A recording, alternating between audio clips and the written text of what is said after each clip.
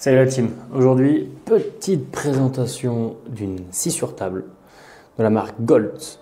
Nous sommes sur une TS 250A, tu vois, tout cadre alu, support alu, recyclage d'eau, petit laser pour que tes coupes soient nickel, engrenage pour faire venir ta tuyauterie et ton élec sur ta machine.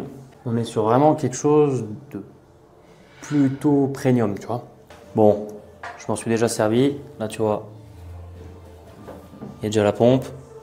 Donc, l'actionneur, marche arrêt avec derrière coupure de la pompe à eau si besoin.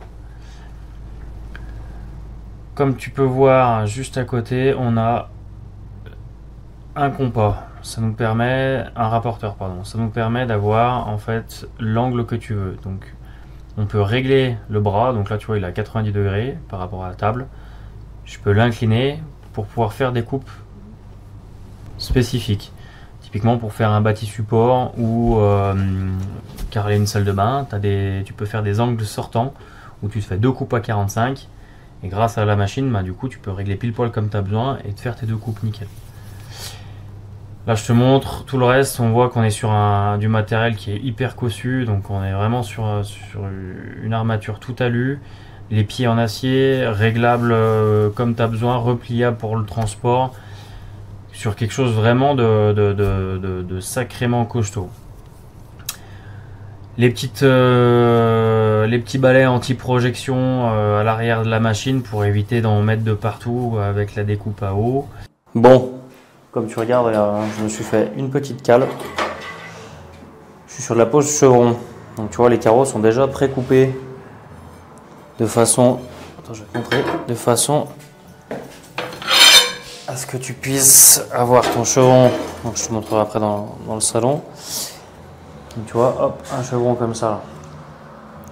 Moi, j'ai fait une petite triche pour éviter de m'embêter quand j'ai des coupes, vu que j'ai un mur sur le côté, forcément. Pour éviter de m'embêter, regarde. Hop, je me suis fait une petite pige en carrelage comme ça là, et du coup ça me permet d'avoir pile poil mon angle. Je trace une fois ma cote et là je vais te montrer. Hop, on s'en est servi dans des conditions qui étaient relativement favorables. Premier étage d'un bâtiment, donc c'est relativement simple de monter la machine.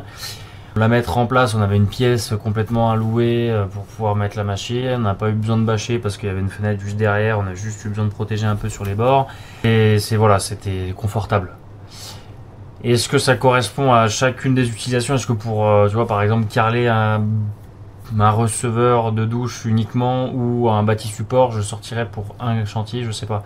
Mais moi, je fais de la préfa. Ça veut dire que j'arrive à faire mes coupes à l'atelier. Donc, ça m'intéresse dans le sens où, je sors la machine à l'atelier, je fais mes 3-4 coupes, mes angles à 45, je note mes découpes, paf, je peux partir sur le chantier, je suis prêt quoi. Pour un artisan carreleur, ça va super bien. C'est clair, quand tu fais du carrelage et que tu as toute une maison à carreler, fonce quoi. C'est vraiment bien je trouve.